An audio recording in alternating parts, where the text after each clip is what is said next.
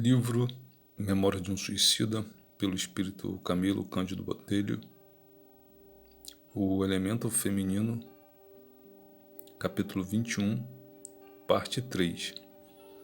Aqui eram os mares e oceanos deslumbrantes retratados habilmente à nossa vista, à proporção que declamava a poetisa, positivando a suntuosa beleza que lhe é própria.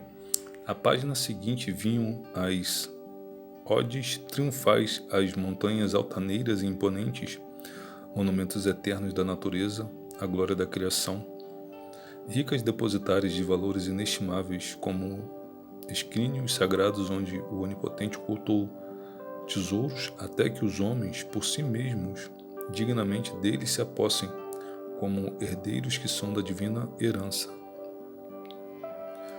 Mais adiante, as exuberâncias das selvas, mundos ignotos diante das quais a criatura medíocre se intimida e recua, mas que ao idealista emociona e revigora de fervor no respeito a Deus, as selvas, sacrário fecundo e profuso, como o oceano, em cujo seio turbilhões de seres iniciam o giro multimilenar na ascensão para os pináculos do existir, e seres, como toda a criação, batizados nas bênçãos vivificadoras do sempiterno que os dirige por meio de perfeição suprema de suas leis.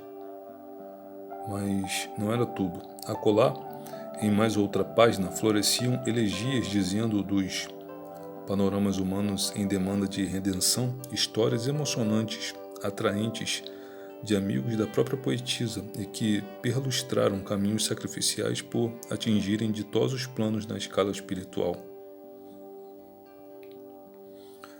Ao arrebatador anseio poético de Ritinha, nossas mentes com ela vibravam, captando suas mesmas emoções, as quais penetravam nossas fibras espirituais, quais refrigerantes bálsamos propiciadores de tréguas às constantes penúrias pessoais que nos diminuíam. E era como se estivéssemos presentes, com seu pensamento, em todo aquele fastígio imaginado, vogando pelos mares imensos, galgando montanhas suntuosas para descortinar horizontes arrebatadores, alçando espaços estelíferos, mergulhando no éter irisado para o êxtase da contemplação harmoniosa da marcha dos astros, co-participando de dramas e acontecimentos narrados eloquentemente nas altas, sublimes expressões a que só a legítima poesia será capaz de nos arrastar. Em verdade, os temas apresentados não nos eram desconhecidos. Ela falara simplesmente de assuntos existentes em nossos conhecimentos. Justamente por isso era que podíamos sorver o deslumbramento, a grandiosa beleza que de tudo irradiava. Todavia, suas análises de ordem superior revelavam feições inéditas para nossa percepção, traduzindo o fato novidade empolgante para nossos espíritos engolfados nas conjecturas simplesmente humanas. Quando o que presenciávamos agora era de classe elevada com que literalmente se poderia reportar ao plano divino. Quando sua voz silenciou, os sons da harpa esmaeceram nos acordes finais. Nós outros, que desde muito nos desabituáramos de sorrir, deixamos expandir do seio reconfortado o sorriso bom de salutar satisfação. Ela própria usou da palavra, dirigindo-se a nós. Conforme tendes compreendido, meus caros irmãos, procurei associar a ideia do divino às minhas humildes composições. Convidei-vos, como zeladora que também sou do progresso do sentimento moral religioso nos vossos corações, a fim de vos recordar de que esquecestes de laurear vossos ensaios literários, quando homens fostes, com as benéficas ilações em torno das magnificências que o universo oferece ao legítimo pensador. Tinhais Deus a se revelar aos vossos olhos, representado nos fastos inconfundíveis da natureza. Poderíeis glorificá-lo fazendo das vossas produções oblatas e exaltações à verdade, assim auxiliando a outrem menos esclarecido do que vós, a encontrar também o pensamento divino esparso da gloriosa história da criação. Mas preferistes o negativismo destruidor, formas e análises insulsas, conceitos puramente humanos, eivados, portanto, de prejuízos e fadados ao ouvido, porque nem sequer a vós próprios foram capazes de edificar, preparando-vos para qualquer setor de vitória. O que apresentei na tarde de hoje, recebestes como a mais elevada e sublime expressão literária que poderíeis conceber.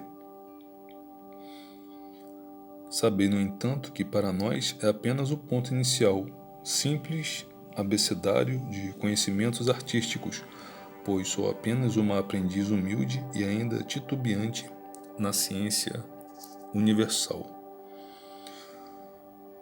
Não finalizaremos estas exposições sem darmos contas ao leitor do que se desenrolava nos departamentos femininos. Tratamos até agora dos casos de suicídio atinentes ao elemento masculino. Sabei, no entanto, que bem pouco terei a acrescentar sobre o que ficou descrito neste volume e, assim mesmo, ponderando apenas quanto a certas particularidades de instrução e reeducação íntima, algo diferente acerca de espíritos que deveriam insistir em renascimentos, sob a aparência carnal feminina, a fim de renovarem esforços fracassados ou repararem delitos graves, deslustrosos para o sexo como para a entidade que os cometera. Espíritos que são, todas as criaturas têm grau idêntico de responsabilidade nos atos que praticam dentro ou exteriormente dos dispositivos da lei soberana que tudo rege. O que será o mesmo que declarar que nossas irmãs, as mulheres que se deixam absorver pela desesperação do suicídio, estão sujeitas aos mesmos efeitos resultantes da causa sinistra que criaram com um ato da própria vontade, efeito já bastante indicado nessas páginas.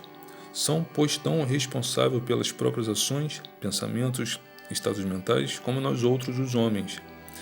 Daí se concluirá que a bagagem moral que possuírem, boa ou péssima, influirá sobremodo no estado a que se verão reduzidas pelo suicídio, estado já de si mesmo calamitoso e por isso mesmo digno de ser evitado com a aplicação da coragem moral frente aos embates comuns à existência e com resignação ante o inevitável.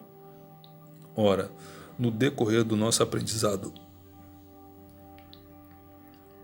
prático, o qual tinha por instrutor responsável o Ensine Mestre Soriyama, entidade extraordinária, cujas encarnações haviam abrangido todos os setores sociais terrenos e que, por isso mesmo, obtivera latos conhecimentos sociológicos em experiências incomuns no terreno psicológico.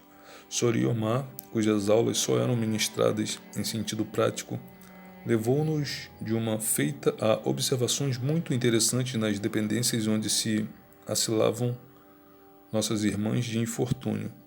Infelizes mulheres que, fugindo ao nobre papel de depositárias de virtudes sublimadas no mundo, deixaram-se arrastar para o mesmo abismo das paixões desordenadas que nos tragou.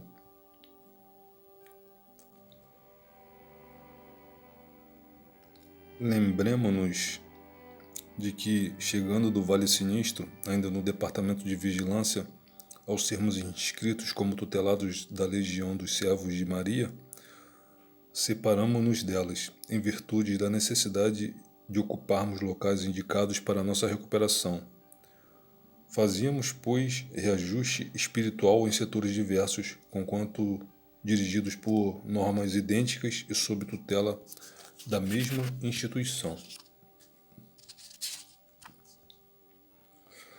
Jamais nos fora dado convívio com o elemento feminino suicida, ingressando na cidade universitária, porém, passamos a entrevê-lo, porquanto havia também várias senhoras suicidas cursando a mesma aprendizagem renovadora e, tal como nós, ali mesmo, habitando até o momento do retorno à reencarnação, continuando, não obstante completamente separado do nosso, o seu modo de existir. Manhã clara e fresca orlava de tonalidades áureo-azuladas as avenidas imensas do Cantão da Esperança, as quais observamos insolitamente movimentadas. Era extenso o grupo de acadêmicos que partiam com seus preceptores em visita de instrução aos departamentos femininos, situados na outra extremidade da colônia. Partíamos todos, não sem dilatarmos as sensibilidades para um lado da real satisfação, reconfortados pela inefável atração da seleta companhia que nos honrava com sua proteção, porquanto também Aníbal de Silas, Epaminondas de Vigo e vários vigilantes tomavam parte na caravana. Havia então precisamente 10 anos que nos internáramos em Cidade Esperança. Já não nos arrastávamos, caminhando pelo solo ou obrigado ao socorro de uma viatura como outrora.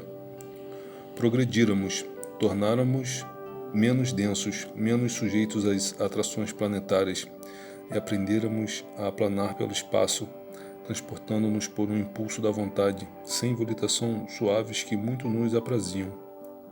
Em volitações suaves que muito nos apraziam. Mormente no perímetro de nossa colônia, onde tudo parecia mais fácil, como o seria na casa paterna. Esse o modo comum a um espírito de transportar-se, mas que nosso estado amesquinhado de réprobos interceptara por longo tempo. A fim de atingirmos os departamentos femininos, porém, iniciamos caminhada partindo das divisas da vigilância com os departamentos hospitalares, pois lá estavam os marcos na magnífica avenida divisionária, indicando rumos para os variados grupamentos em que se resumia a solitária colônia correcional do astral intermediário.